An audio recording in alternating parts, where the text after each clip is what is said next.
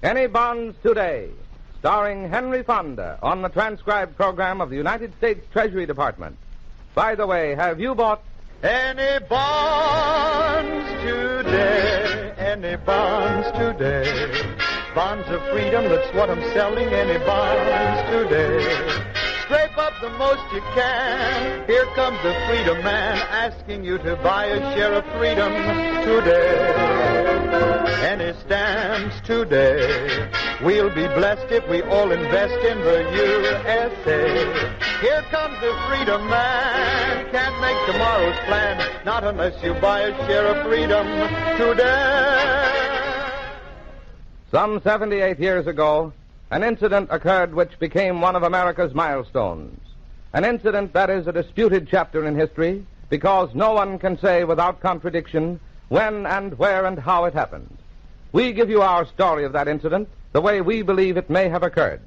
Starring Henry Fonda with Bill Adams and John Brown, we present The Man from Cemetery Ridge, written for the Treasury Department by D.H. Johnson. Music by the Treasury Department Orchestra and Chorus.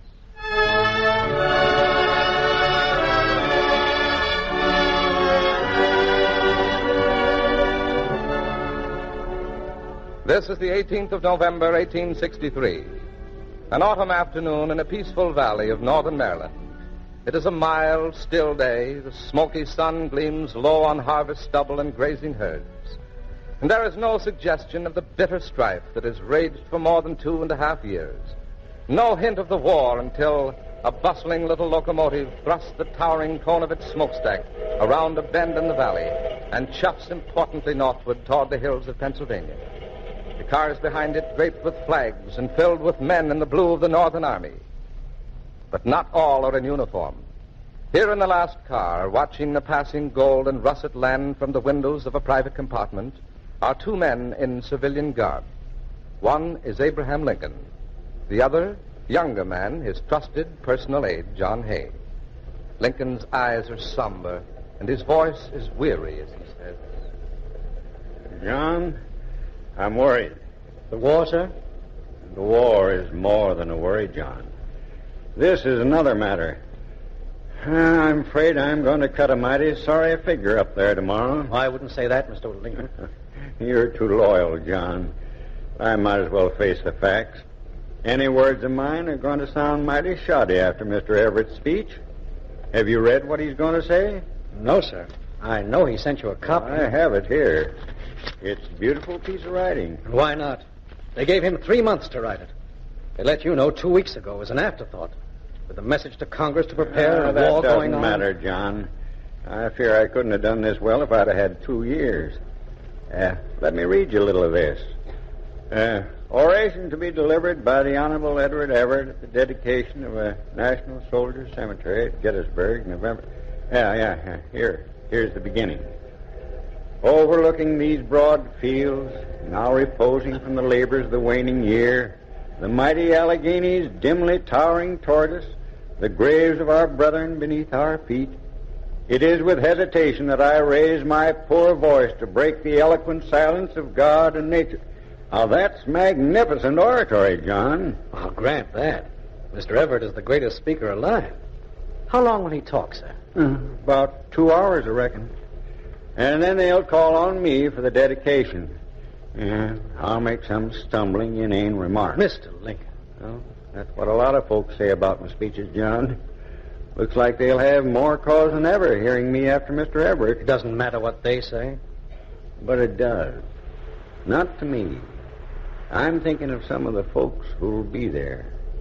Mothers and fathers and wives of men who died at Gettysburg. A lot of them blame me for the war. And when they hear me, well, they'll lose what little faith they have left in the Republic. If I could only think of the right thing to say. May I make a suggestion, sir? Why, of course, John. Could you describe the battle, sir? I mean, as it might have seemed to a soldier who took part in it. I know very little of how battles seem to soldiers, John.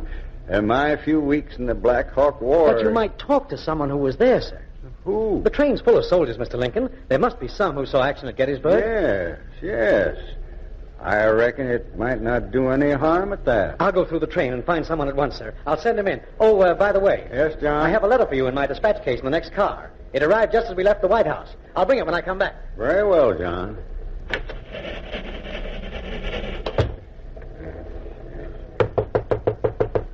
Yes, come in. Private Williams reporting, sir. Williams? I was asked to tell you about Gettysburg, sir. Oh, yes, of course. You were sent... Say, wait a minute. You're Tom Williams. Yes, sir. From Springfield. I wasn't sure you'd remember me, sir. Well, I might not recognize you, Tom, the way you filled out, but I certainly remember you. A few years back, you were the noisiest boy in Springfield. Reckon I was. The way you used to run up and down in front of my house dragging a stick against the pickets and yelling outside my law office when I was studying up on a case. I'm mighty sorry if I used to bother you, Mr. Lincoln. I reckon I just like to make a lot of racket. Yeah, well, most boys do, Tom. Yeah, so you were in Gettysburg, eh? I imagine you got enough racket there. It wasn't mighty noisy, sir. Awful quiet, too. Noisy and quiet? Sometimes it was like being in a terrible storm with cannon for thunder and musket balls instead of rain. And sometimes it was so still you could hear your own breathing and the blood pounding in your ears. I didn't know that. First time it was so awful quiet was the morning of the third day. My company was behind a stone wall on Cemetery Ridge. We could see the Rebs over on the next ridge about a mile away getting ready for something. But hours and hours went by and it didn't happen. It kept getting quieter and quieter and scarier like. Scarier? I ain't told nobody but you, sir, but I was mighty scared. I reckon it takes a brave man to admit that, Tom. Then, about noon, the artillery opened up and it got good and noisy again. I wasn't scared no more. Then they started their advance and the guns stopped. They couldn't fire for fear of dropping shells on their own men, and we was waiting for them to get closer. 15,000 of them marching toward us across the valley, and not a sound. I got awful scared then. What was it, Tom? A fear of dying? No, sir. It wasn't that scared me. It's an awful thing to say to the president of a country, sir, but you're my friend. You can tell me, Tom. What scared me was watching them men come on. They was marching right into death, and they knew it. But they didn't even break step. You got to have something to do that. You got to believe in something. You got to think you're right. They're brave men, Tom. And they do believe they're right. The thing that scared me was thinking, maybe they are right. All through that awful stillness, a thought kept getting louder and louder in my brain. Maybe I'm wrong. Maybe this wave of men coming on is something there's no use fighting against. Maybe what they stand for is supposed to happen. I see. Then the firing started, and I didn't have no more time to think for a while. And I wasn't scared no more. Then I got shot. You were wounded? Musket ball in the throat, sir. I fell down. The sky got kind of dark, and all the noise faded far away and stopped. It was terrible quiet then. Quieter than I ever knew it could be. But at that time, I wasn't scared. Why not, Tom? Because I figured I was dying, sir, and the whole thing come clear to me all at once like a great light. I wasn't scared no more because I knew I wasn't wrong. I realized them fellas that started this country back in '76 started something that was meant to be. It's worth fighting to keep. It's worth dying for. If the fellas that don't die take care of it after you're gone, it's got to keep on going because it's right. What happened then, Tom? Oh, nothing much, sir. They come and picked me up and took me away. I've got to get back to duty, sir. Oh, yes. Well, goodbye, Tom. It's been good talking to you. I'll write your mother and tell her that I saw you. Oh, you needn't, sir. Mother knows where I am. Goodbye, Mr. Lincoln. I'll see you again. Goodbye, Tom.